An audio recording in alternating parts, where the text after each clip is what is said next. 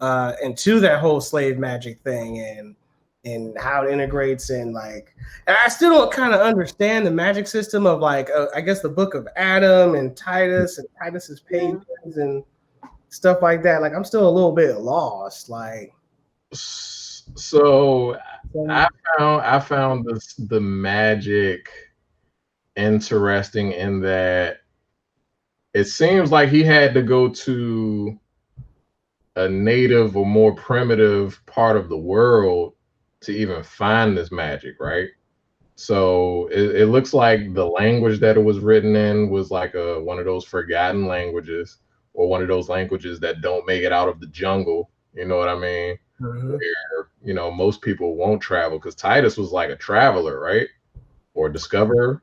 That's what it was. He was like a discoverer. That's why he was in the museum for all the stuff and everything. He was almost like Christopher Columbus. That's what it was. So he was like on stuff, just kind of randomly finding stuff. But like you were saying, like the rules to the magic, I think the rules are pretty clear cut as far as using spells. What's not clear cut to me is how do you make your own spell?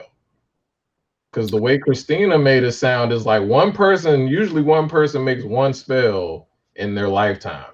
Yeah. So it's like, what's the sacrifice to make this one new spell?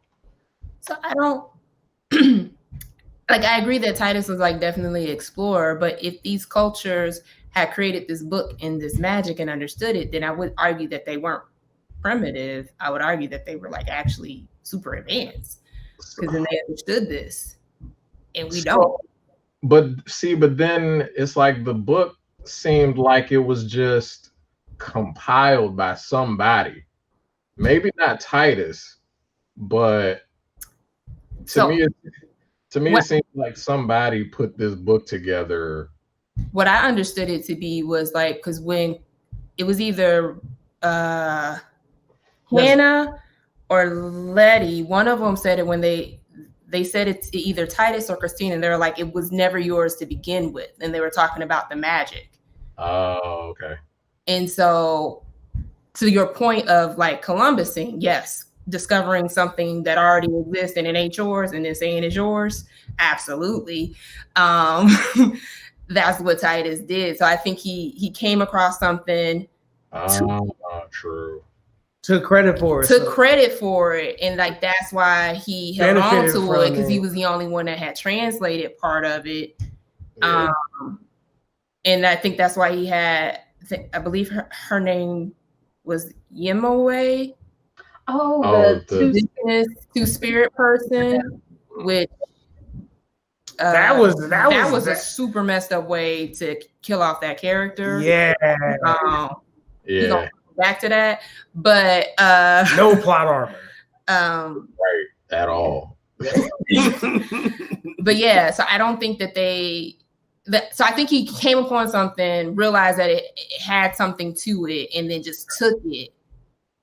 So do you think he built that fraternity around that book itself? And then built the bylaws and everything around it.